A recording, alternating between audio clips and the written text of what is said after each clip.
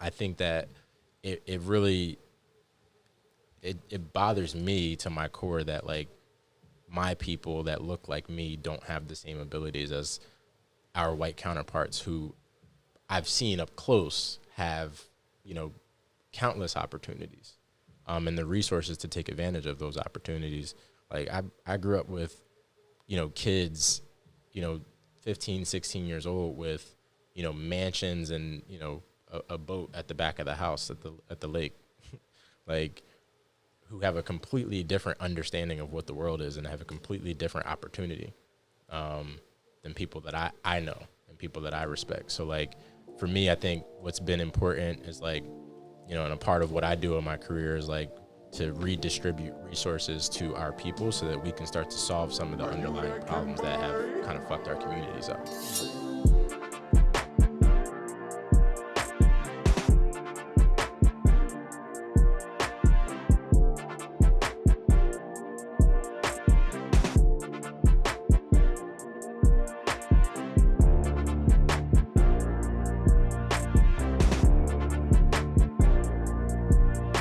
Ladies and gentlemen, we are back. It is This Side of Jersey podcast, the number one podcast in the world. Stamped. Big stamped. Big stamps. I am one of your two amazing hosts now. My name is Steven. I go by Ugly Steven on Instagram. I Robinson 03_ all platforms. And we got OG_Bs_ behind the scenes, as well as Korean Tay _. If you are watching on YouTube, be sure to like, comment, and subscribe at TSOJ Podcast. If you are listening on Apple Podcasts or Spotify, be sure to follow and download at TSOJ Podcast. Now, we have a very, very, very special guest today. Extremely excited. Very excited about this episode, man. We should have been freaking recording like super early. Yeah, I feel like we already had the podcast. Yeah. But before we get into it, as you know, we start with our layup lines. For those who do not know, layup lines is a segment where we like to get our guests loose, and we just ask them a bunch of this or that questions, and they have to answer. So, Mr. Contestant, are you ready? I'm ready. All right. Can I have you lean into the mic? All right. Do we got 24 on the shot clock? We go out. All right. Tell me when to go. Let's get it. New Jersey or Philadelphia? It hurts, but Philadelphia. Sixers or Eagles? Sixers. First one in the office or last one to leave? Last one to leave. Suit pants and loafers or shorts and sneakers? Shoes, pants, and loafers. Dinner with Jay-Z or $500,000? $500,000. Colombia or Argentina? Argentina. Kenya or Ethiopia? Ethiopia. Wow, I want to keep going though. Croatia or London? London. Jay-Z or Kendrick Lamar? Kendrick. Dinner with your son on a weekday or lunch with your son on a weekend? Lunch. Okay. Big lunch guy. Then you got to put him to bed. Like lunch, you got the whole day. Okay. Yeah. Okay. So it's a whole strategy behind it. Yeah. Okay.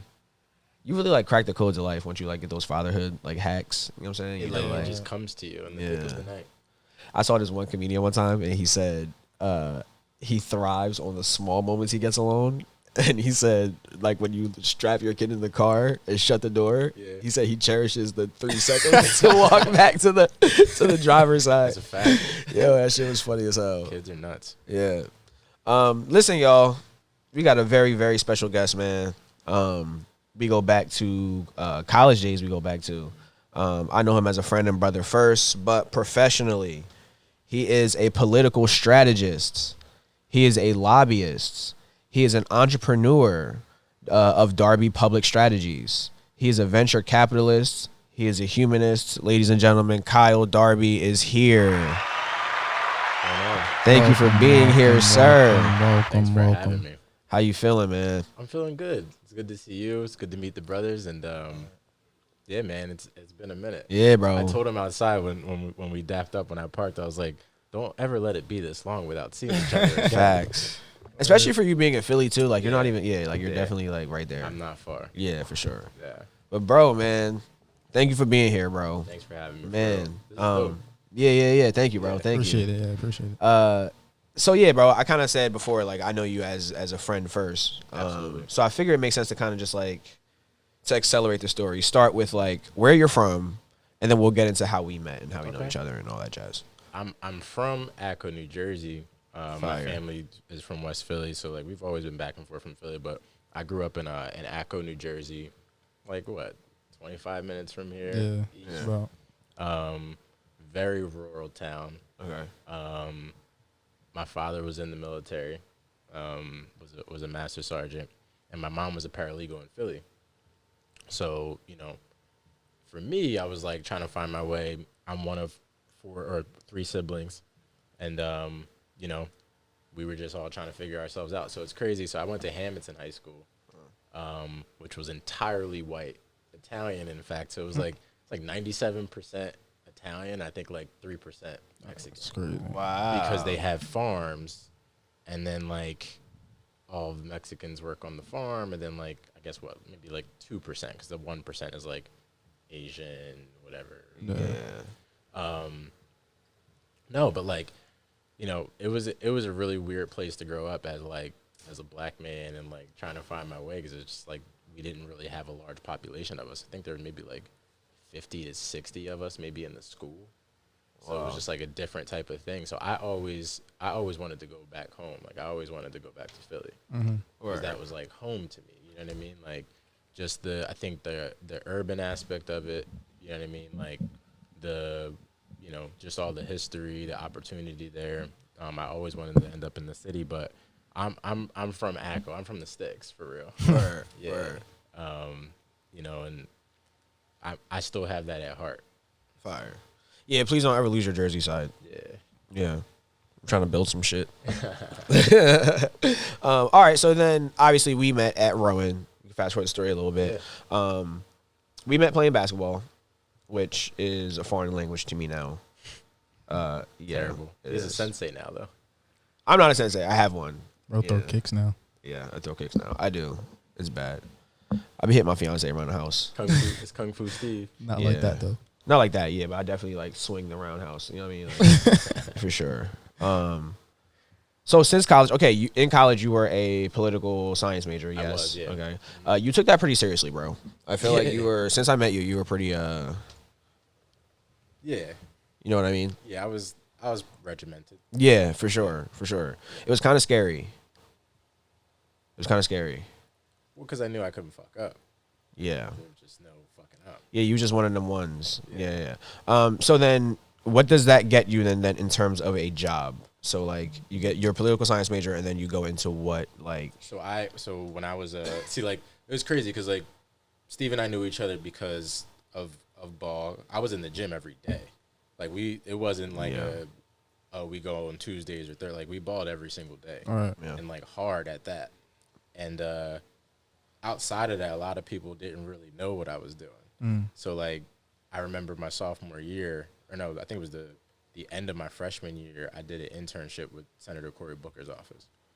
And when I did that internship, you know, it was a lot of rigorous work. Like it was, you know, taking calls from constituents, you know, who have all types of issues. Like I'm not getting my veterans benefits. I'm not getting my health care benefits. I'm not, you know, getting my student loan money that I need. Like there was a lot of different issues, and like we would help facilitate those issues to the federal government and like help people with what they have going on. But I realized I did not enjoy that work at all.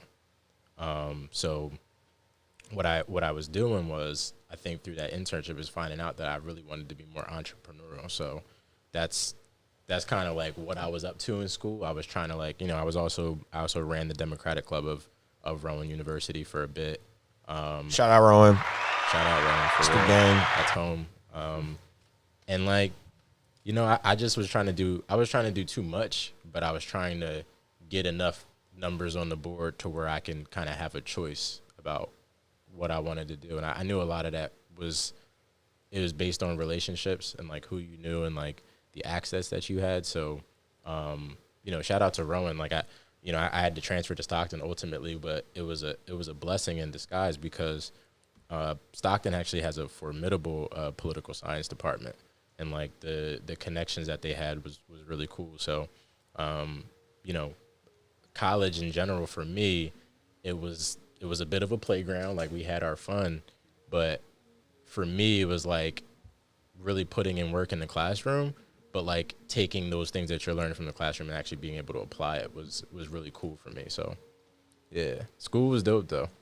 Were you always that way, or was that something that like your parents like okay? Like my parents, like they definitely, like, they were in our asses about working hard in school and like being serious about stuff, but like we all took it in different ways. I took it the most left way that you can take it. Like I was the black sheep of my siblings for sure. I just was very unconventional in my thinking. Like I already had like a mature mindset when I was very young, but you can't be a certain type of way when you're young. And like I'm seeing my son, I'm like, yo, like you can't do that. Like you're only 2 years old. Like what do you? So like I had a lot of that. But no, my parents, they definitely instilled us working hard. I didn't work hard at all during high school. Like most of the time I was just like going to parties and stuff and like chilling with my friends, and like I was still in like AP classes and shit, but like I wasn't, doing all that I could have been doing. And then, so I was hooping. And our high school, I think our program, like within my 4 years, I think we brought it to a different level. We went to the regional state championship, so like we definitely took it to a different spot. But like the high school I was at, we didn't really have a lot of basketball opportunities, so it was hard to like get the recruiting that you needed and people paying attention. But I ended up going to like an invitational at American University in DC at the end of my junior year. And American at that time was like a solid program. They played in the Patriot League. And I think that previous year they had gone to like the Sweet 16 as a D1, team, mid-major really. And I went down there. So I didn't know this at the time, but when we got there, it was probably like 50 kids competing for 2 point guard spots. Yeah. And like, I just was not prepared for that battle at all. That's like, wild. Yeah. There was dudes there from all over the country that were hooping.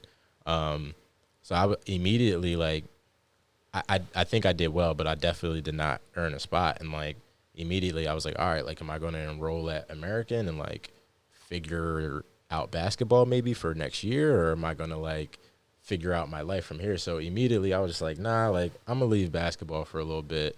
And my grandmother, actually, a lot of people didn't know this, Steve. My grandmother worked at Rowan for almost 20 years. So my grandmother worked in admissions. Okay. So like, I went through the PCI program. Same. And I got through. Shout out PCI, man. Shout out PCI for real. 2K12.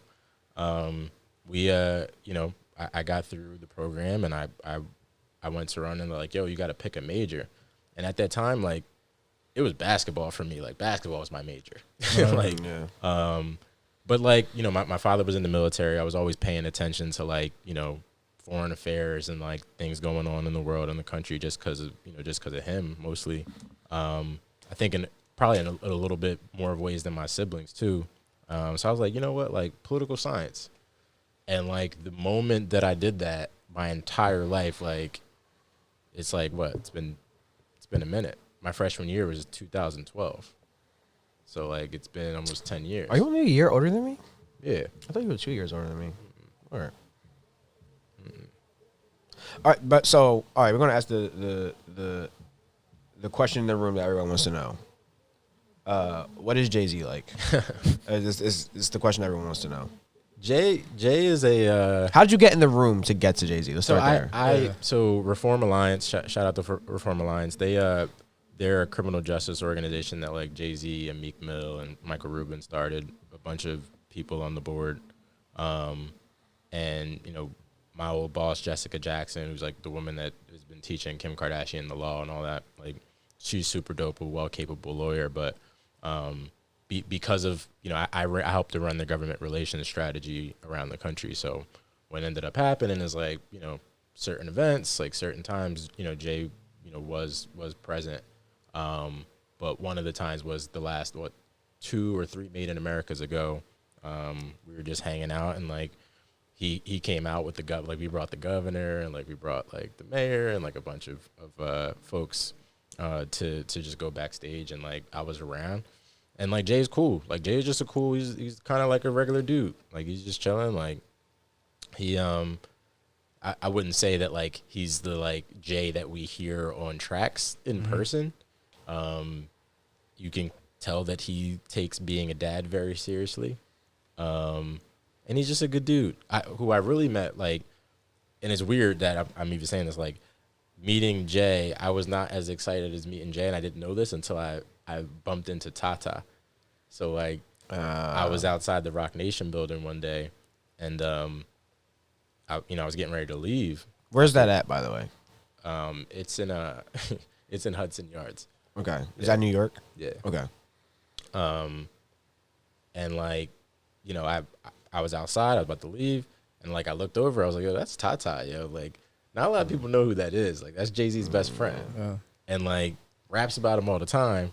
And like he's like, it's weird. So, immediately I was like, yo, like I don't even do this. Like I don't fanboy over nobody, like, but I need a picture with you. Like, because the people that I know, like, they would like out of all the pictures that I could show, it's like, yo, like this is so like for me, those people are my brother and like his homies. Like I'm like, you know what I mean? So taking that back to the hood. Yeah. So like, yeah, real shit. So no, like it's weird. You asked like everybody I think has a certain level of like profoundness to them.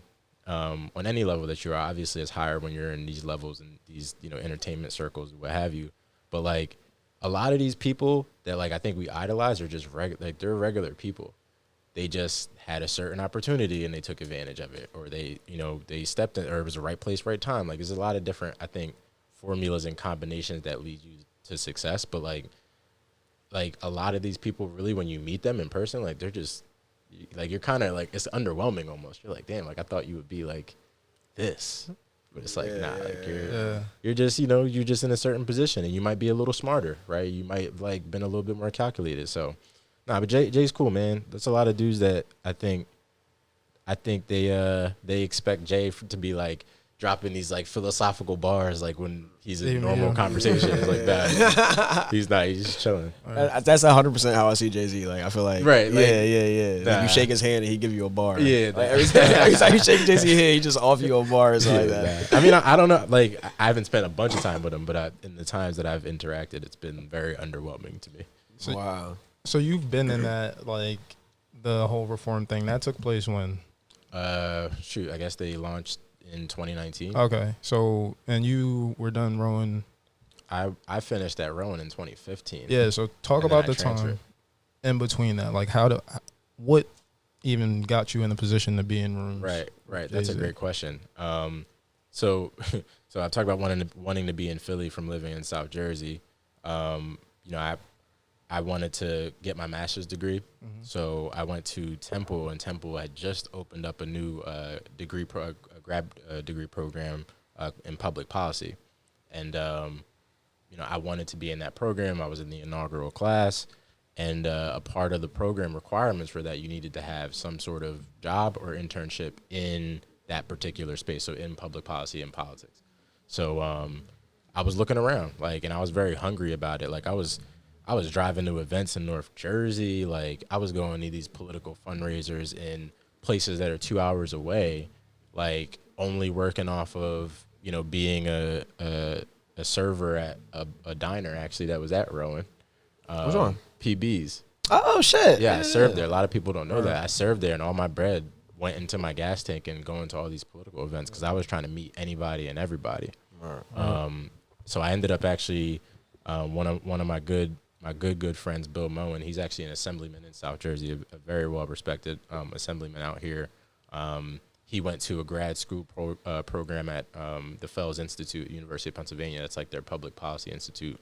And one of his professors was the current mayor of Philadelphia, and this guy by the name of John Hawkins, who I love dearly. So John is the first lobbyist I ever met.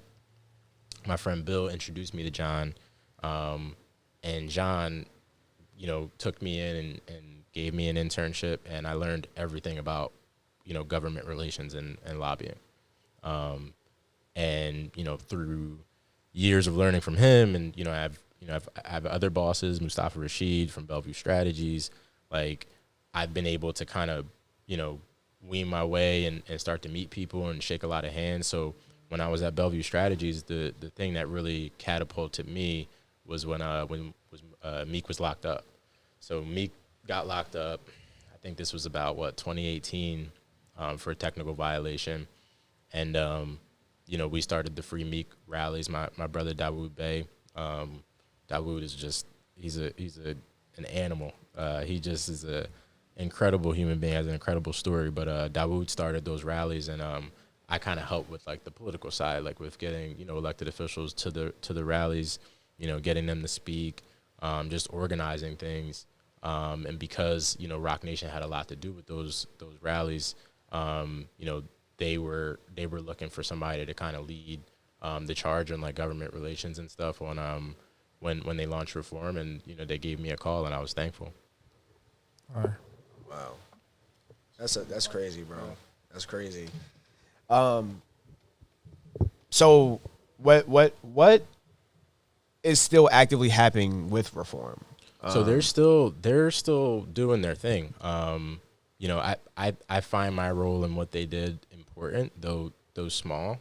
I think we kind of set the tone in terms of like what we wanted to do. So what reform is about is reducing supervision, so probation and parole, because they find that that's like the most impactful to people that have been incarcerated, because you get locked up for stupid shit. Like you miss a meeting, or, right, you have dirty pee, or you're right back in jail. So like it's one of those things that, I think is important to them and the board, and because of Meek's situation. And, our strategy and their strategy still is like get as many laws passed as possible that helps to reduce the level of incarceration and recidivism as possible.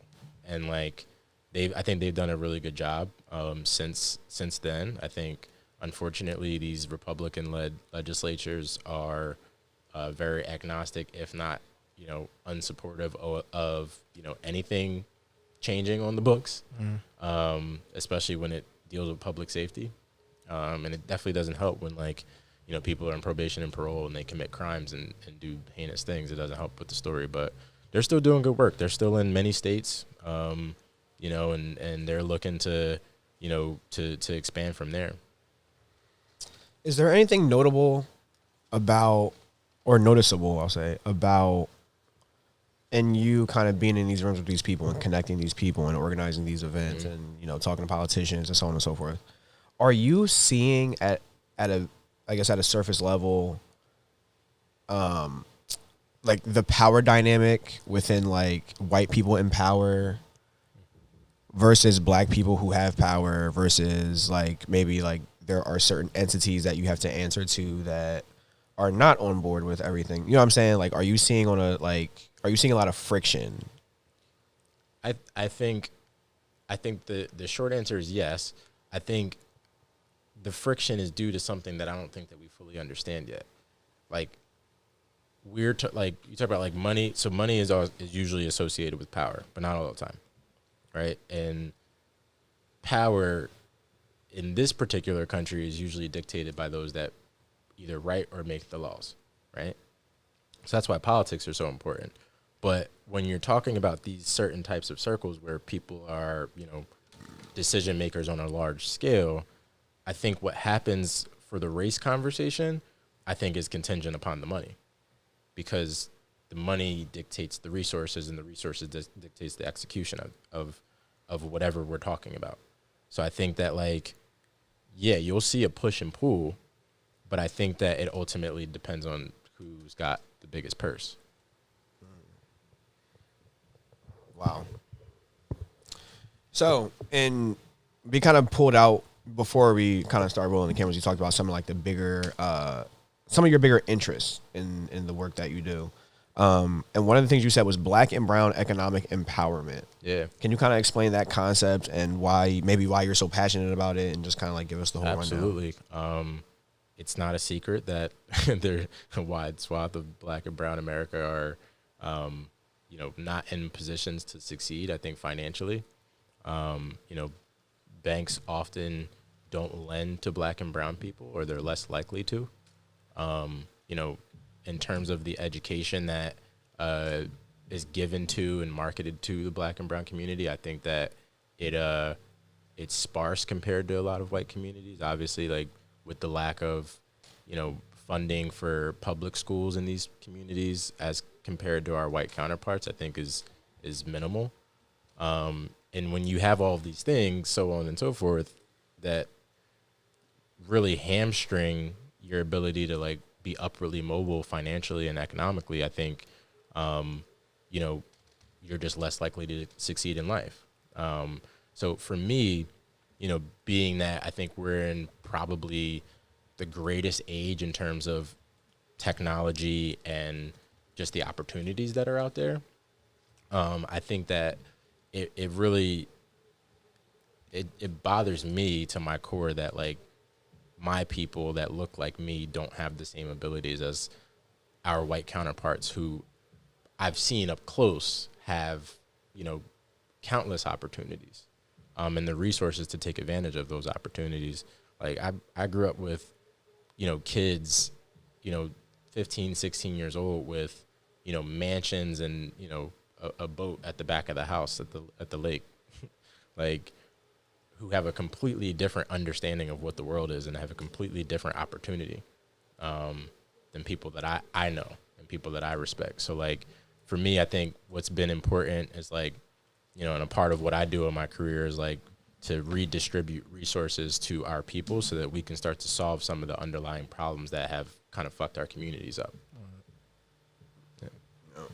And what do you think some of those resources are? Like where do you even like begin?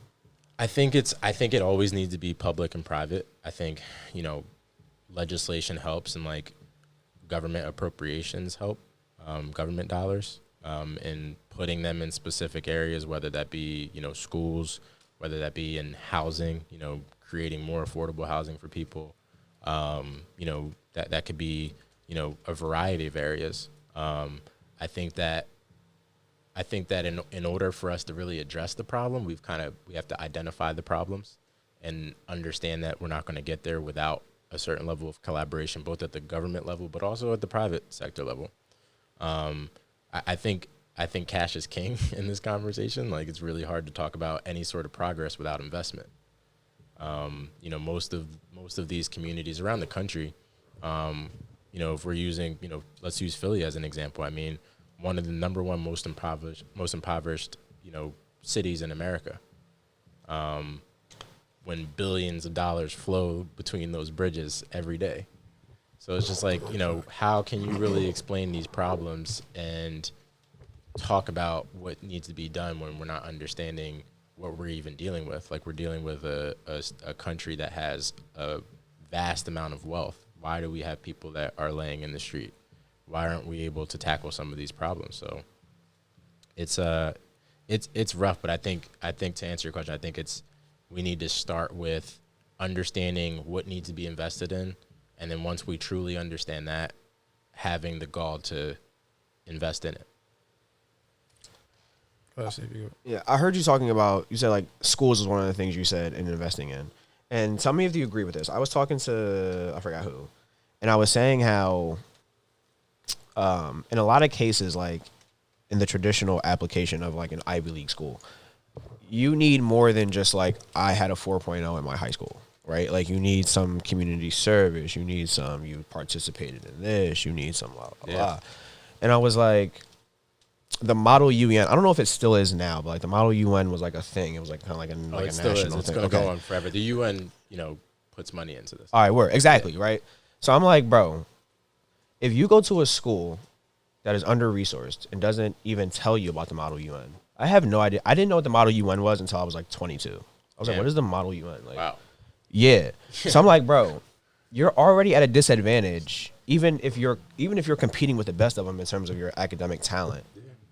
Because you don't even have the resources of like the education of finding out what the Model UN is to even partake in it, to even add that to your resume and be competitive. You feel what I'm saying? Yeah. It's like, so I always think that all the time. I'm like, bro, when people say like where to put the money at, I'm a teacher, so of course I'm a little biased, but I'm like, bro, like the schools, like, give the youth something to look up at. You feel what I'm saying? And then, I don't know, it could be That's naive. always the logical answer. Yeah, you're right. Yeah. I say that versus like starting at jobs. I think both though, right? Like you need to have, it needs to be a healthy balance, because like we're not in a culture in which you're either a farmer or you're in textiles, right? Like that exists in certain parts of the world, right? Like we're in a highly competitive, highly technologic, highly advanced society for all intents and purposes. So I think that like the access and the opportunities out there, I think they're reflecting where we're at. But unfortunately, a lot of our communities aren't where everyone else is at. We're, 20, 30 years behind in terms of resources and our infrastructure to be able to even catch up to the now. So Wow. You see what I'm saying? Wow. Yeah. So it's like these aren't level playing fields. So like I say schools because like that's where it starts, where you have to like, and that's why like the critical race theory and all that stuff, like it pisses me off because it's like, no, we have to teach everyone what it is in order to achieve this thing that we all want, which is equality. But the problem is that we don't all want that. Yeah. So, yeah. You mentioned your business or international that you had. Can you talk a little bit about that and what that? We shout out to my dear cousin, Mikhail Camille. We've been trying to build something I think that's sustainable in Africa and Ethiopia, which is really teaching the youth the jobs of the future. Right. Coding, just technology in general, and understanding how to compete in the new world, because the new world's going to require you, I don't care what you do, to like have a certain level of understanding of these things, specifically on the computer. Technology. Just because everything, Apple's coming out with these glasses soon, like, yeah, shit's getting real. Yeah, you see what I'm saying? So it's like you're gonna have to have a certain level of education, and I think that like ultimately, where we're at is like it's not matching where people are, and I think that my job in like helping to disperse government funding and like really government care, like that's how I see my career is. Like, not all issues they're going to invest in, not all issues they're going to, give you your, the time of day on, but like your goal is to make them hear. Spread the awareness. Yeah. So, I'm assuming one of the other topics that you were passionate about was public safety. I feel like we kind of touched on it a little bit when we got into the Black and brown economic empowerment, but talk a little bit about that and why that's so important to you. And, I live in Philly. I think we're at like close to 400 murders for the year, and it's only September. And last year was the record. So we're I mean, it's not just Philly. It's a little bit of everywhere. It's a lot of major cities. I think it's a lot of things. It's mental health. It's lack of education. It's lack of opportunity. It's a variety of things. And the worst part about it is like a lot of the perpetrators and a lot of the victims are under 21. Yeah, young kids. And you just start, the questions go on. It's like, where did they get a gun? Okay, if they have a gun, who gave them the gun? Are the parents around? Are the parents not around? Do they go to school? Like, there's just so many questions, and it's widespread. So, for me, like, it's every day because, look, I like wearing nice suits. I drive a nice car. Like, there's just different combinations of things where if I knew I didn't have anything and I was in that mind frame, I'm a lick. So, like, I pay attention to these things, and, like, it just hurts me every day because I'm like, yo, I shouldn't have to look at another person, but more specifically another black man, and be at fear for my safety. You know what I mean? Like, it just messes with me psychologically. So, that's why when I like coach basketball from time to time, like, I like talking to young men, young black men specifically, with logic, because I think a lot of what we do in the community is just emotional and off of instinct than it is off of like actual intellect and like thinking about what you're doing before you do it and the consequences. Because I think if we did that more, it sounds simple for a complex problem, but I think if we did that more, we'd see less violence and we'd see less, likelihood to, fall into that trap. Because it really only leads you to two places. And they tell you in the songs, like, You either going to jail or you're going to get killed. That's it. Dead or in jail. Yeah. Did you see the little baby documentary? I didn't. It's on Amazon, right? Yeah. I haven't. That joint was fire. I was only bringing that up because it's very heavy in like kind of like what you just said. Like this is going to end one of two ways. Yeah. And like you kind of got to make Figure a decision. out, Yeah. Like for me, it was like I didn't like. To me, more than I was scared about something happening in the street. Like I was scared of my parents. Yeah. And that's the problem. Is like not a lot of people were scared of their parents. These days are scared of their parents. Like I was scared of my parents. Like nobody could instill the fear in God of me, like more than my parents. Like so I just wasn't in the streets. But like I had friends who just didn't care, I guess, or didn't know any better. Yeah. And this one is actually interesting because I think I want you to actually educate me on this one because I feel like I'm passionate about it and I don't know anything about it. So I would agree. You know what I mean? Like do you kind of feel the same? You know it's real. Obviously, you can see the changes, but you're obviously you still don't know. So I feel like it definitely needs more explanation. High key, and and to be honest, it needs explanation from someone who looks like us. You know what I mean? Yeah. No, I agree with that. Does that make sense? that someone has been. So the topic of conversation is climate change. Correct. I'm glad you knew. I mean, there's been a few black people that have been talking about this for a while, but yes, it's not marketed to our community. I think. So where do we start? Like the temperature of the planet globally is hotter than it was, right? Like it's 1.5 degrees hotter, I believe. Like because of that, everything changes. So everything shifts, right? Like we talk about, it's not just about weather. It's about how climates in particular parts of the globe shifts from what it normally is like, right? So like, having the seasons that you have in that particular hemisphere of the globe is important to the ecology of that particular country, that particular land. So like what we're seeing is like, we're seeing massive droughts, right? Like on the West Coast, we're getting like torrential downpours here in the Northeast, crazy, snowstorms that we've had in the last few years. Down in Florida, you're seeing flooding more. Like you're seeing more hurricanes pop up. There's a lot of things going on that indicates that the climate is changing. And when that happens is like, talk about the polar ice caps. Like these are real things that are actually melting, that are actually causing the sea levels to rise. So like if the sea levels rise, that means that certain cities that are on coasts are going to be flooded.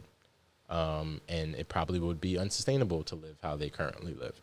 So like, I mean, look, this is this side of Jersey podcast, we're in New Jersey and the coast of New Jersey, I think just this year just put more money in to fill the sands on the beach because the sand is eroding. A lot of people don't know that. So, the Environmental Protection Agency of New Jersey, they're putting more money into that because that's the only way that you'll truly be able to combat it at this juncture.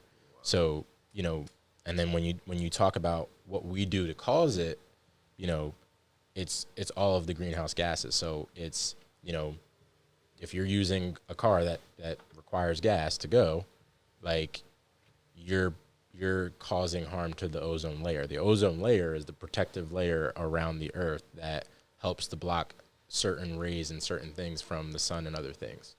So we're putting holes in that, which is causing it to be hotter. And when it's hotter, it causes a lot of things. I mean, we had wildfires in California all of last year. It's getting different. So, and I think the distinction is from this issue and all the other issues, it's really funny to me, is the reason that people don't pay attention to it is because they know that it's real. Because everything, we pay attention to a lot of dumb shit. Yeah. You know what I mean? And that's the one thing where we're like, yeah, climate change. And it's like, no, you know that's happening. You know that something's going on with that. But I just encourage people to educate themselves. I am not the expert at all. I'm not a scientist. I'm just somebody that when you tell me something, the thing about truth is when you say truth in anywhere in the universe, when you hear it and you know that it's the truth, you get a different feeling, right? Because it speaks to your soul. So like, you know, when I hear truth, I believe it. And like, I've listened to a lot of, you know, podcasts and watching videos, and, you know, I've had conversations with people, and like some of the things that are said is like, yo, this shit's real. You ever see Don't Look Up? Yeah. You know, I was going to ask if you've seen that. I mean, that's real. I mean, like, it's a comedy, but like, that can really happen. It's real shit. Yeah. I was going to ask you if you saw that. Yeah, no, I mean, it's an incredible movie that sheds light on an issue that nobody talks about. Like, that's the world that my son and, you know, his family are going to inherit if we don't do what we have to do. And like, it sounds like corny or whatever, but like, shit's real. yeah, like, what are we gonna do? Like, can we swim? Like, what's going on? Type shit. That's great. That's the beauty of film, though, actually, because I think that movie was a significant role in me paying attention a little more. Yeah, like, you know what I'm saying? Because it was like, it's also how you deliver the information. Like, you know what I'm saying? It's not just like the fact that you get the information. You know what I'm saying? Like, Jay-Z just said that in the interview with Kevin Hart. Like, you can tell people, like, this gives you cancer, they still smoke it, right? Like, you have to do more with the information. So I feel like when I saw that, I was kind of like, damn. Like, but it's going to be that type of issue, though. And they're talking to the people who are not paying attention. So it's like, you feel kind of targeted anyway. Because you know what I'm saying? So but you notice, they're taking preemptive measures to ensure that we listen, right? So, like, they want to reduce everything by 2030. They want everybody to get an electric car. Or, you know, we use paper straws now. Like, there are certain things that government has had to do because we don't listen, right? So, like, all of the plastic that we throw in the street, like, just be more conscious. Throw it in the trash. Like, they're trying to do it, but it's like, I don't know. But we definitely do what they want to do. Yeah, we need to pay attention more, though. We're going to be in trouble. Yo, do you believe in, like, socialism, like, like, do you believe, like, we're headed in that direction, like, government control? I think we fucking are. I mean, we're already censored and controlled, right? Like, you are bound by your iPhone or your is that an Android? No, it's an iPhone. Yeah. I mean, we're all bound by it, right? Like, it has all our information. If it wanted, like, I don't know if anybody's heard about their cloud getting hacked, but like, clouds get hacked all the time. Like, oh, that's unfortunate. Most of your data doesn't really exist on your phone anymore. It's just in this cloud that this company called Apple owns. So it's like, I mean, technically speaking, you could request those files, but they keep a file for themselves. So it's like, same thing for Twitter, same thing for Facebook, same thing for your mail app, same thing for your text messages, all of that. So it's like, before we even talk about whether we're in socialism or capitalism or communism or whatever system we have, like, we are controlled. Like, we need to just understand that there's no turning back. There's nothing we can do about it. You are a number with information and data associated with that number. So, like, we need to just, I think, start thinking about what we want to see in our society, because if we keep acting as if everybody's just going to be able to fix the problems themselves, we're going to end up in a place where we're not going to have any government at all. It's just going to be war. And, like, unfortunately, what I fear is, like, my people, like black people, unfortunately, we're not well armed, if you really think about it. So, and I hate to go morbid with your question, but, like, when you talk about like how governments are run, whether that's, you know, a socialist society or what have you, like, that comes with certain things, that comes with certain ways of life. And, like, I just think that right now where we're at is very, very, it's a transition period, because we were in hard, staunch capitalism for so long, and we've seen what it's gotten us. It's gotten us these corporations that are trillion-dollar corporations, you know, and they do more harm than good in a lot of ways. Like Amazon, you know, like, they do so much good because when you order it, it ends up on your doorstep. But, like, what's the process of all of that, and what harm is it causing to communities and the environment and so on and so forth? It's the same for Apple. It's the same for Microsoft. Because in order to accomplish that level of efficiency at that large of a scale, you have to cut corners, and you have to do things the wrong way sometimes, unfortunately. Yeah. So I think to answer your question, like, I think we're still very much in capitalism, but I think that through some of the policies that have been kind of enacted over the last 15 years or so, I think we're approaching a little bit of socialism, because for the most part, all Americans are guaranteed something. Like, it's not often that an American is, like, left without completely from scratch. Like you either, and you might have had a hard life, but like your parents are still receiving, government assistance or whatever. Like that's something. And in most countries, you don't get that. Anything. You see what I'm saying? So that is a form of socialism. So I think we're sort of in a socialist society, but you can, if you work hard enough and you get your bread up, or you got your career path or whatever that you're doing, and you work hard, like you can make it in this country. So it's also capitalistic. But I think this is a hybrid. Like this is 360 million people, and many of those people are from all over the world. So we're very much a melting pot, and like I think that also depends on which city you're in, or like which state you're in too. Like it dictates a lot of how you view whether or not you're in a socialist society or whatever capitalist society. So I want to be clear. I asked that because you were talking about the idea of the government controlling us because we don't listen. And that's what comes to mind when I think of like government having to put borders in play because the citizens are disobedient. You know what I'm saying? Like that's why I asked you that. Yeah. Yeah, bro. But on a lighter note, Jesus, I feel like we just read like Revelations in the Bible. I'm sorry. Fuck. On a lighter note, geez. Fatherhood though. You are a father. I am a dad. Which is nuts to me because I knew you when you weren't a father, which is just like night and day, clearly. Like, you feel me? Bro, what is it like? You have another you. Yeah. You created a person. Yeah, and his name's Kyle too, which is actually hilarious. No, he's dope. Does that stroke your ego a little bit that your son's name is Kyle? He gets to pass on the name. It's dope, man. Like there's literally no better thing that you can be as a man and like than a father. That's fine. It's just like there's no better thing. Like you have the opportunity to like prolong your name. And I think also like it just it teaches you a lot of shit, man. Like it teaches you humility, it teaches you patience.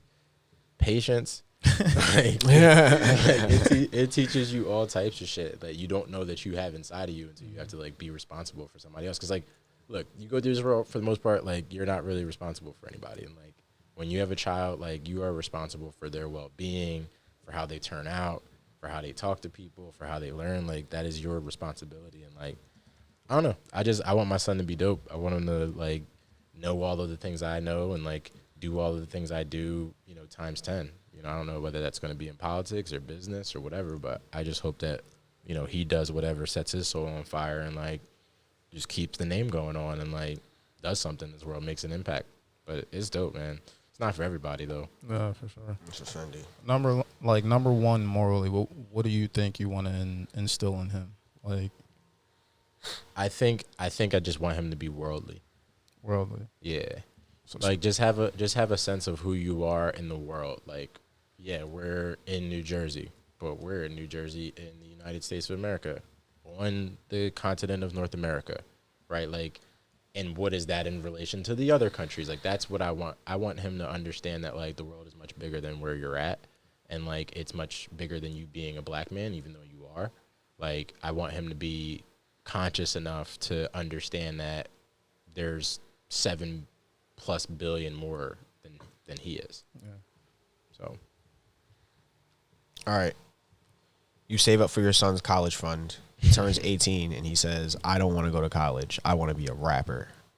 Oh no. And you saved said, you saved $300,000 for his college fund, and you were ready to slap it on whatever school he wanted to go to. And he says, "Dad, I want to be a rapper." Let me hear something. That's how I'm. Okay. Are we ready? Hey. Let me hear something. Spit me your hottest 16 bars. And if it's whack, you're going to school. All right. Is that fair though? I feel like it is. All right. I'm asking, is it fair because is he allowed to be ass and then get better? Like everybody, you start out ass and then you get better. You said Dad's got to be the judge. Nah. I listen to a lot of spitters. You either got it or you don't. Nah, son. Yeah. Nah, son. You don't think Lil Wayne was like, stop. You can be But here's the thing, ass. He wasn't like ass, but like you could be not that lit and grow into like a really good rapper. I know, but I think Lil Wayne is a prime example. Here's the problem. That's what I'm thinking. Here's the problem. This is why people don't think shit through. Like, all right, you want to be a rapper? Cool. Like, I give you this $300,000. What are you going to do with it? You're going to spend, I don't know, 10, 15 grand of that on some chains. Then you're going to grab, I don't know, a car. Was that another 100 grand, right? Repairs, all that shit. And then, like, how much money is going to be left for your studio time? And then how much money is going to be left for you to make sure you get your distribution right? And then, like, but that's where I feel that my logic will be. Like, if my kid said that to me, I feel like my logic would then be, okay, you have whatever I have for your college fund, which is $300,000 in this case. Right. And we're going to put together a plan. Like, we're going to see how serious you are. You're going to come to the table with some shit, but, like, I'll help you, too, because I want to, like, you can be a successful rapper. Like, Kendrick Lamar's mother is extremely proud of him. Like, you know what I'm saying? Like, you Absolutely. can. So it's like, all right, bro, you can get, like, if you want to invest that time. It's a career. Because this money is, like, to me, like, I would say the money is, like, for your future. Like, college is kind of like the thing, but it's like, this money is for your future. So, like, if you say you want to be a rapper, okay, this is our budget. Let's have a 3-year plan, and we're going to use this money and see where it goes. And if at the end of 3 years we can see notable progress and notable, like, benefit, maybe as a parent, I'm willing to, like, still invest in you. You know what I'm saying? Like, I'm willing to, like... So my problem is, like, I don't care what it is. Yeah. I need that to be clear.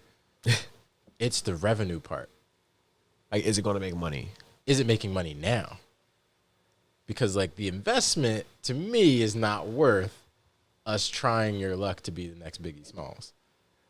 You see what I'm saying? So I'd rather... So it's funny you ask this question because I tell people all the time, like, I give my son a choice. I'm going to save this bread up, college, or start a business.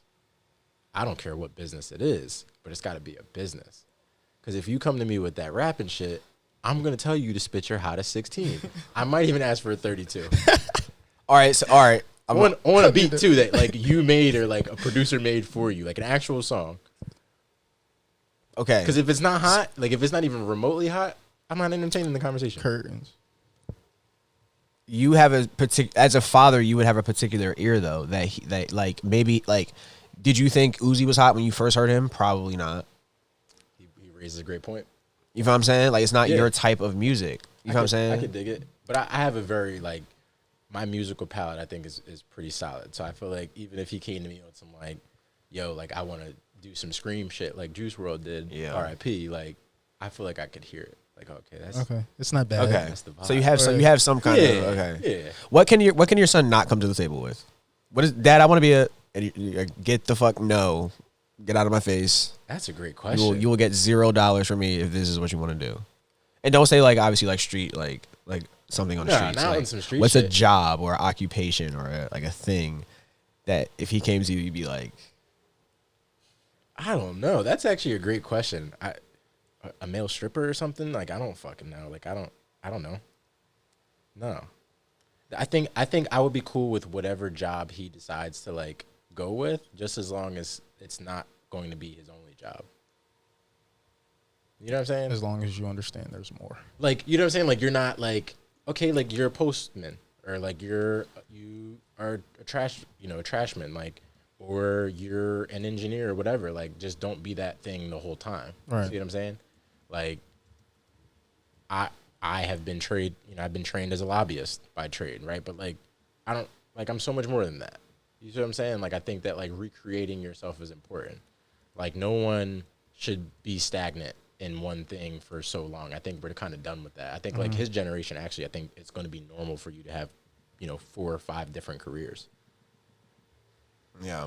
I was telling you about how, I guess we were talking off camera, about how Naval said, like, you should live these different arches of life. Like, you should not get stuck to one thing. But then also, like, if you're, like, would you rather your kid be really good at a lot of things? Would you rather your kid be good at a lot of things or an expert at one thing?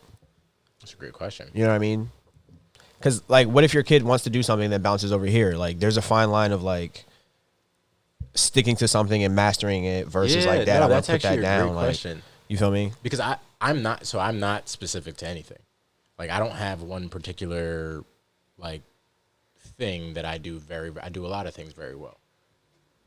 But I see the value in, like, people that I know that are, like, subject matter experts and I envy them. You know what I'm saying? Because you know the ins and outs of this one thing to the T. You know what I mean? Like, even with what I do with government relations, I don't know every single thing about the government. There's still things that I learn. Right. And I think that, like, certain people, like, I have friends that are, like, engineers and scientists and, like, do different things. And, like, I'm just so fascinated because they've literally gone to the depth with that subject. Yeah. You know what I mean? Like, you can ask them any question about it, and they're going to give you an answer. I always say, like, I'm envious of people who are that skilled at something. Like, because I feel like you have to compromise something, like, you have to compromise, like, for example, your social life. Right. And it's like we grow up in a place where, like, that means so much to us that, like, we don't even, like, a lot of us wouldn't compromise our social life. Right. But, like, you think about, like, I would assume that Elon Musk might have been a little weird as a kid. I think we can guarantee. Yeah. You know what I'm saying? Right. But it's like, but now he's Elon fucking Musk. You feel me? And it's like, you know what I'm saying? You had to compromise maybe being liked and cool and, like, doing the fun shit that we do and, like, are going to look back and be like, yo, that was so fun. Yeah. For what's going to You feel what I'm saying? But, like, I kind of wish, like, and I guess that's what makes them special. Is, like, it's not like a switch that everybody just has. Like, it's either you got it or you don't. You feel what I'm saying? Like, You either got it or you don't. and you can learn it at a high level and get, like, I don't think you can grow up the way we grew up and achieve. I don't even know how we would, what the metric of like wealth would be or value would be, but, like, I don't think we could grow up the way we grew up now and try to become as successful as Elon Musk. Because I feel like that train started way earlier. Right. Did it though? For him. Because, like, what happened is, like, I'm saying it started when maybe he, like, wasn't having sex as a teenager. Something. It started when, you know what I'm saying? Like, that's What do you like mean? he Like, had what something, the, like, linchpin of, like, his successes, like, what that moment is. or a series of those moments. Yeah. Okay. Like, for example, like the most notable one I could say, like, which probably could matter, like, and this is all hypothetical, by the way. Elon Musk could have been fucking at, like, 10 years old. Like, I have no idea. But, like, just to paint the picture, like, for example, I don't think he was. we, I don't think he was. but, like, say, like, we could have been having sex at, like, 14. Right. And that changes shit. That now is like, you're into sex now. You're into girls. You want to impress them. Maybe that means you want to start getting money. Maybe that means you want to, like, it opens, you know what I'm saying, some shit. Yeah. Versus if you're somebody like Elon Musk where, like, you weren't doing that because maybe you were just socially awkward or whatever the case. Yeah. That matters. Like, yeah, you were socially awkward. That mattered because while you weren't having sex, something else was boiling in you. Yeah. That brought you over here. Right. You know what I'm saying? Like, no, I get that. And that's why I said, like, are you talking about the linchpin, like, the butterfly effect, if you will, that allowed that to happen? But, like, I think on its face is, like, he was one of the founders of PayPal and then, like, sold that. And, like, instead of being stupid, was smart and, like, started to slowly invest his money into fucking rocket ships. You know what I'm saying? So it's like, those are the moments, you know what I'm saying, when you come into yourself. Like, I think, yeah, some of that for some people, I think, starts at, like, you know, a younger age. But I think that, like, for dudes like that, it's just, like, those moments of ingenuity that you execute on. Right. Because, like, everybody has genius fucking ideas. Like, I think that everybody has a certain level of genius in them. Every human being. Facts. But I think you have to discover that. And I think discovering it is not enough. I think you have to actually execute on it and say, okay, that's not only a good idea, like, I need to do that shit, and this is what it's going to require, and this is what I'm going to do. Like, that's ingenuity to me. Are you an Elon Musker? No. You're not? No. You're like an anti. I'm not anti. I just don't think that there's anything truly impressive about him. I think that what he's doing, somebody else could have done. Like, I think that, like, his access to capital has been ridiculous over the last 25 years. And, like, he's also white. So I think that, like, he started on second base. You know what I mean? Like, and that's not to take away from his success and, like, how brilliant I do think he is. I just, from the interviews I've heard, I'm not truly, like, I don't think that he's, like, somebody that I would idolize in any way. All right. Yeah. I want to tell you why I asked that question. Because I was never really that passionate about him. Like, I didn't care for him much. Like, it wasn't like I didn't like him. I just didn't care for him at some point in time. And then I started watching his interviews and like kind of paying attention to him. Yeah. And I was like, yo, I kind of fuck with this dude. Like, he's super, like, cool. Like, in terms of, like, what he's doing, like, his initiative seems to always be, like, eco-friendly, right? Try. And then I was telling them how I was at the barbershop one day, and this guy, like, poked a hole in my whole, like, perception of him. And was basically saying, oh, I'm sorry, no. This actually happened at a bar. Shout out Kate Romano. It was Kate Romano's birthday. And this guy was like, bro, he's basically like the biggest supervillain to like human society ever. And I was like, how? And they were like, he basically wants to make like Mars accessible because like when Earth like goes to shit type shit, like only he and maybe his select population are there. He put them there, so he's in charge. Yeah, he's an elitist. Now he's in right. Yeah, he's an elitist. I was like, then they were talking about the tunnels, how he's doing the underground tunnels, and he was like, bro, he's making like almost like bunkers type shit. So for like, when you think about this stuff, right, and like this is like villainous stuff, right? And I never saw it that way. No funny shit. No, because you never saw it that way because I think you're looking at the need, right? And like there is a need to a certain degree to build that type of stuff, but I think when you leave that to one person's discretion, it's almost always going to turn to shit because that person needs to be checked with that type of power. We're talking about tunnels under the United States. We're talking about the ability to like colonize a planet. Like that's a different type of power. And the person that controls the infrastructure to even get you to the moon would be him. So I think it's actually bonkers, and I think more people should like think about what he's doing. He's in collaboration with NASA to send his rockets to space to orbit the planet. Nobody just gets to do that. So, like, I want, especially black people, to be like, no. I know his name's Elon Musk, but, like, who is he that he gets to do that? And, like, what does he know that we don't know? And why is he allowed to do it? Like, those are the questions that I'm asking. Because it's wild. And that's why it's like, are you an Elon Musk? Or it's like, I don't really even know who he is. That's number one. And it could be anybody. So. Sure. You're a scary dude. We were speaking on it a little before camera, but touch on your favorite countries and the biggest thing you've taken from them. I mean, I think my favorite country is definitely Ethiopia. The biggest thing I've taken from being there is just like kind of a restoration of like, I think being black, right, being a melanated person. It's very impoverished over there, but in certain parts it's developed. But the history of Ethiopia is vast. It actually used to be called Kush, and Egypt used to be called Kemet.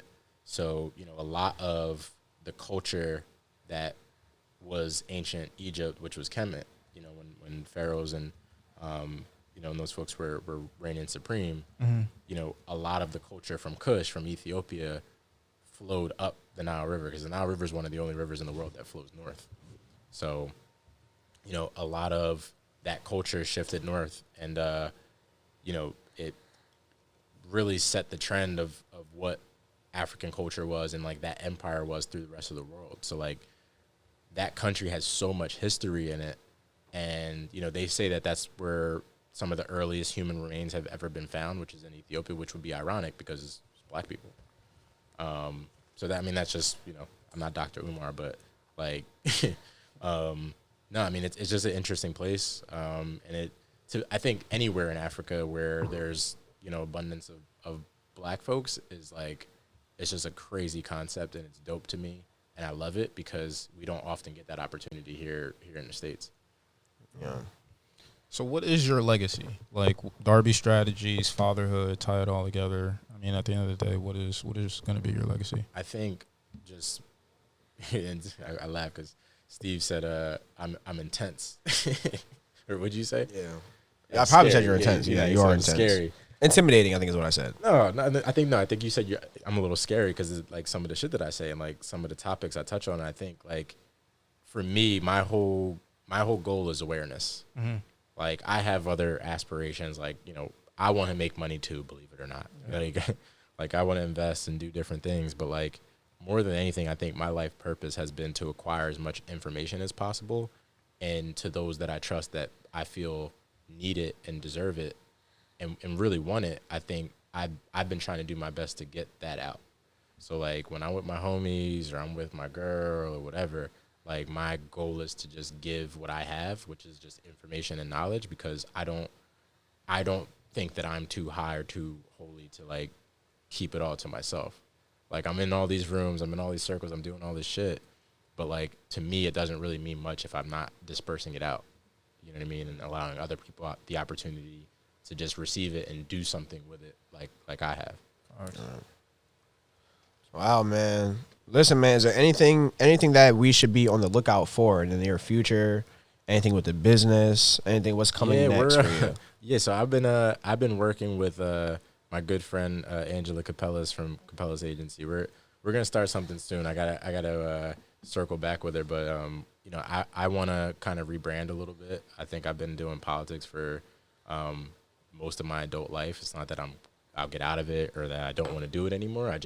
I have other interests and other things that I care about, other business ventures that I want to kind of flow freely. So I'm working on something dope. I'll announce it. But you know, other than that, man, just spending time with my son and just growing into being a father, growing into be a better dude, and traveling. Like traveling's super important to me. I want to get to a few more countries and just, you know, see where life takes me. I don't really, you know, I have a blueprint for where I want to go and like the things I want to do, but I think, you know, ultimately like just peace for me. You know what I mean? Just keeping it solid. Yeah. Well, bro, man, the growth that I've seen, bro, since I met you, bro, has been phenomenal, bro. So yeah, thank you, bro. Thank Professor. you, bro. Yeah, right. Professor which Cobb. is nuts, by the way. Yeah, it's nuts that they it's nuts that they let me do that. It really is. Nah, bro. Thanks for coming through, bro. Thanks we for appreciate having me. all the gems that you dropped, bro. For sure. This has been we've been looking forward to this episode for a while, bro. I appreciate you. Yeah, man. One more time for our host, man. My name is Steven. I go by Ugly Steven on Instagram. iRobinson03_ all platforms. We got OG_Bs_ and Korean Tay _ behind the camera. Darby, you want to plug your page real quick? At Worldwide Darb. At Worldwide Darb. Go follow that. This Side of Jersey podcast, y'all. Until next time. Dang.